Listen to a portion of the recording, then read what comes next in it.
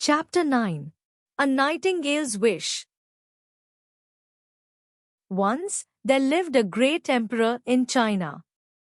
His palace had a beautiful garden. This beautiful garden ended a dense forest. In the garden, there lived a nightingale on one tree. It sang very sweetly. Every passerby was attracted to her sweet song. Travelers from all over the world who came there admired the emperor's palace and his garden. And when they heard the sweet song of the nightingale, they admired her and said, "This is the best of all." The emperor also came to know about the sweet voice and song of Nightingale. He said, "What is this? I know nothing of any nightingale. Is there really such a bird in my empire and in my garden even? I command to bring the bird to my palace and make it sing before me." But no one knew where the nightingale lived. At last, a poor little girl in the royal kitchen said, "I know where the nightingale lives. It lives in the forest. It sings melodious song. When I am tired, I rest under the tree and listen to the nightingale's sweet song.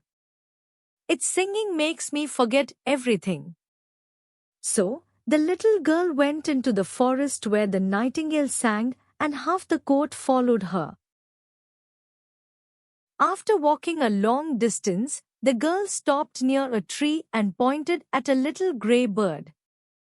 "This is the nightingale," she said softly. Everyone looked up and said in disappointment, "No, it can't be possible. How dull it looks." "Little nightingale," said the little girl, "our emperor wants you to sing before him."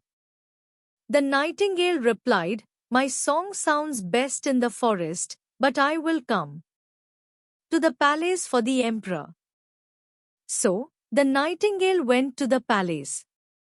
The emperor looked at the bird and ordered it to sing. The nightingale sang so melodiously that the emperor had tears in his eyes. He ordered that the nightingale remain in his palace.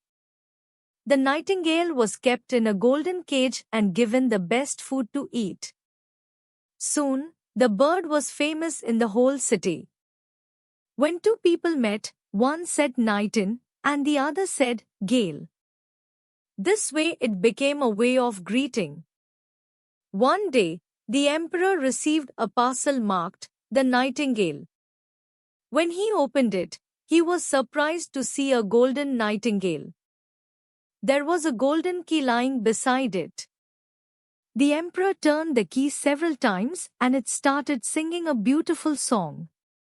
Several times, it sang the same tune and yet was not tired. But where was the living nightingale? No one noticed that it had flown away. No one even bothered, as they had the best bird after all. The golden bird was made to sing again and again until everyone knew its tunes by heart. The whole year went by. One day, the emperor fell ill. In his illness, he wanted to hear a melodious song. "Music," he said, "golden bird. Your song will make me well again." But the bird stood still. It was worn out and no music was left in it. Everyone tried, but the golden bird could not sing. Suddenly, from the windows, the most lovely song was heard. It was the little lively nightingale that sat outside on a tree. It had heard of the emperor's illness and had come to sing for him. It sang the most beautiful song. As it sang, the emperor felt better. "Thanks," said the emperor. "You must always stay with me." "No," replied the nightingale. "I cannot live in a palace.